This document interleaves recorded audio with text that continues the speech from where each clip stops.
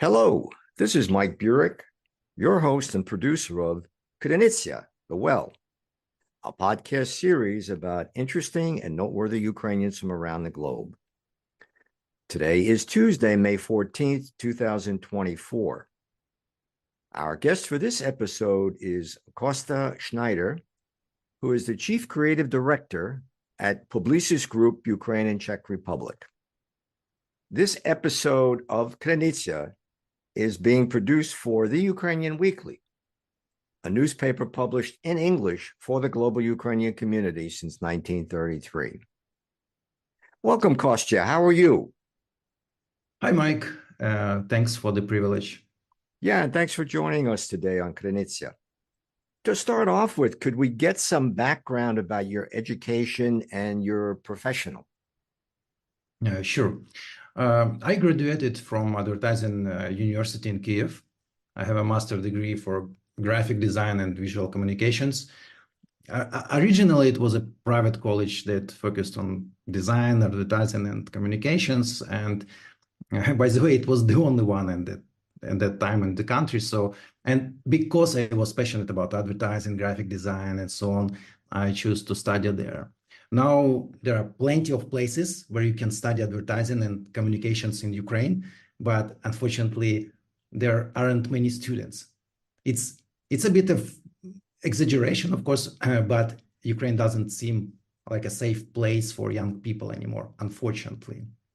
And that's another reason for our project, to make Ukraine safer. Later, I worked at local advertising agency. Then I changed agencies several times, building my career from junior art director to chief creative director for Ukraine and Czechia at Publicis Group, where I've been for the past 12 years. Talking about my personal achievements in this sphere, I can say that I'm probably the most awarded person in the Ukrainian advertising industry. Also, I'm a president of Art Directors Club in Ukraine. I have won several Cannes Lions and many other industry awards like the One Show, Andy, etc. I was the first person to represent Ukraine as a jury member at Cannes Lions, but the most important accolade for me is the award from the Ministry of Foreign Affairs of Ukraine for assisting Ukrainian diplomacy. It was given to me along with the whole such and such team for the Carol for Charity project that last year we did for the ministry by Minister Dmytro Kuleba personally. I think it's a good reason to be proud. Let's talk about the project that you're involved with, the Minefields Honey Project. I understand that approximately 30% of Ukrainian territory is now covered with mines as a result of the Russian invasion against Ukraine. Is that true? Yeah, that's correct, about 30%. But what does it mean? It means that 150,000 square kilometers are occupied with mines. And it's a size of Florida, approximately of Florida or state of Florida. Or it's twice bigger than Portugal. So it's a huge territory, right? I can tell you that Ukraine is the most mined country in the world right now. So it's a vast area, mostly fields, by the way, that were mostly fields that were once used for farming, but can be used now. So this is a big issue, not just for Ukraine, but for global food security, because Ukraine is a major global exporter of wheat, sunflower oil, and other similar products for the whole world.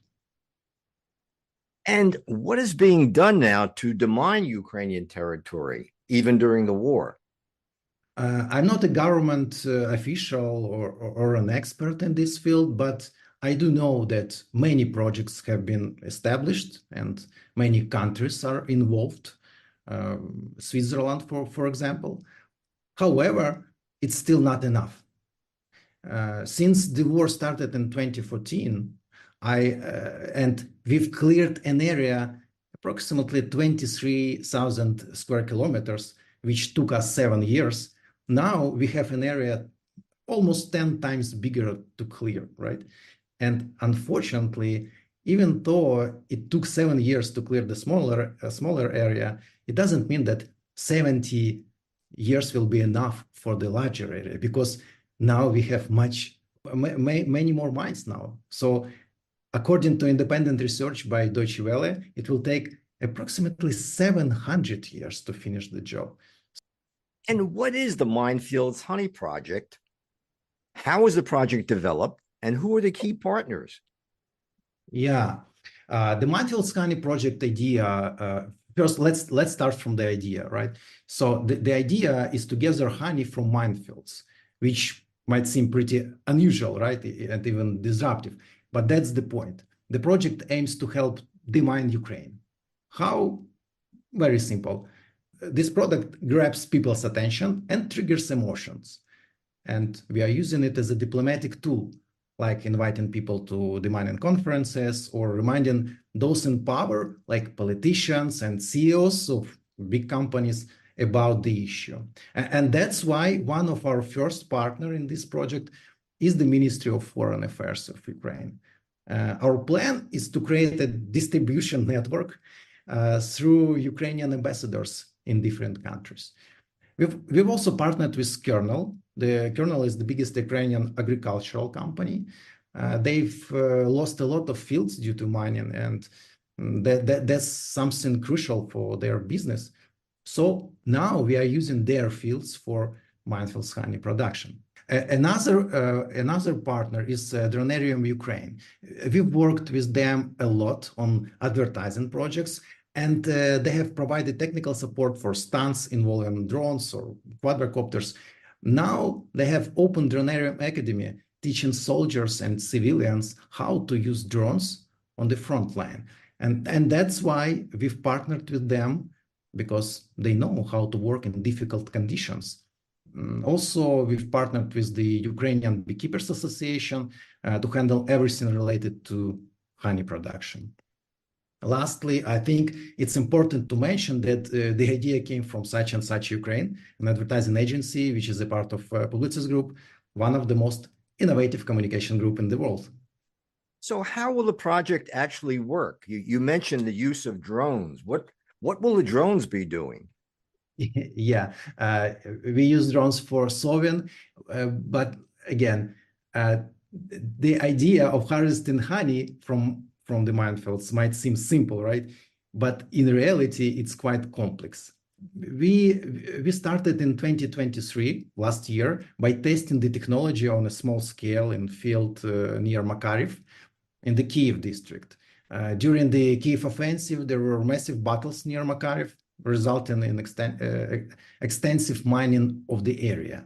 It all begins with research and consultations with our partners. We gather input from agronomists, beekeepers, tech specialists, and others to create a plan.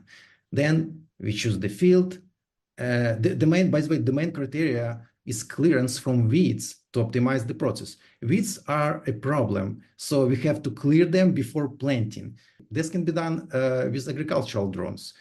So it's not a critical, crucial problem, but it takes time. After picking the field, we wait for rain because we can't water the soil with drones, just with drones. Fortunately, nature helps us. So after the rain, we plant a special blend of flower seeds using drones. About months later, we check the field. Last year, around 30% of the plants have grown. And since we used the small field, it was enough to collect about 50 kilograms of honey. By the way, it's important to know that beekeepers don't work in minefields. They work only on roads near the fields that have been near the fields that already have been demined. Bees can collect nectar up to 3 miles away from the hive, so there is no need for beekeepers to enter dangerous zones. This year, we are using Kernel's fields in the Sumska district near the Russian border, by the way. We've changed the blend of seeds and are now using Phacelia flowers, which are best for the soil conditions due to our research or learnings from the last year. Also, we are planting more seeds than needed in ideal conditions to increase the percentage of flowers that grow. And we are using a much bigger area for sowing, around 10 hectares this year. So we are expecting a much bigger amount of the product. So what you're saying then is that the drones will be sowing fields with plants, but the actual process of producing the honey happens in the beehives, which are not in the fields where the mines are, but they can be up to 3 miles away. Yes, beehives placed near the minefields on the roads, near the minefields. And how is the project funded? Oh, the project funded by Kernel mostly. All other partners work for free, including Sachi and Sachi, because it's a part of our social responsibility. So we don't use any money of taxpayers. So it's coming from private funding. Right. And you mentioned that last year there was a test project, and you're continuing to test this year. Mhm. And you said that about last year, about 50 kilograms of honey were produced.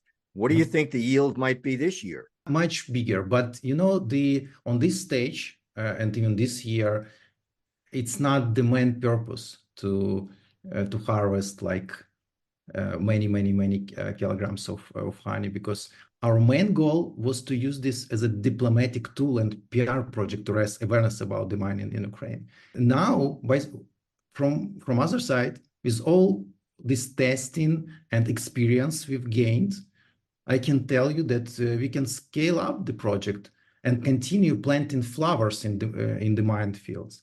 Even if we don't harvest honey on a large scale in the future, flowers are much better than weeds. They are good for the bee population first, and second, for the soil. So it will be a significant environmental project in the future for Kernel and other agricultural companies. So it sounds like you're not producing honey in order to create revenue, but rather as a marketing tool or a promotional tool to make the world more aware about the situation with mines in Ukraine. That's correct. So our purpose is to give this honey in right hands. Of course, the main goal of this project to sign like contracts with private companies and governments to join forces and tackle the issue together. Costa, unfortunately, we're just about out of time, but I did want to ask you one more question. What have been the key challenges in trying to get this project off the ground? And secondly, how do you plan to publicize it? The great thing about this idea is that it advertises itself, I think. We just need to get into the right hands, as I said before, and probably under some store shelves in the future, maybe. But that's enough already, because the jar of honey is a media channel itself. It contains all the information about the issue and what action we need. Like we can handle the technical challenges. It's not a problem at all. For us, the main goal of this project isn't to make honey and make money out of it, but to find partners to help us with the mining. So we don't want to replace one problem with an extravagant solution. No, this honey shouldn't exist, but we'll keep making it until our land will be safe again. Kostya, thank you so much for joining us today on Krynytsia. Thank you, Mike, for having me. It was a pleasure. I have been speaking with Kosta Schneider, who is the Chief Creative Director at Publicis Group Ukraine and Czech Republic. This episode of Krynytsia has been produced for The Ukrainian Weekly, a newspaper published in English for the global Ukrainian community since 1933. And I'm Mike Burek, your host and producer of Krynytsia. Until next time, that's all for now.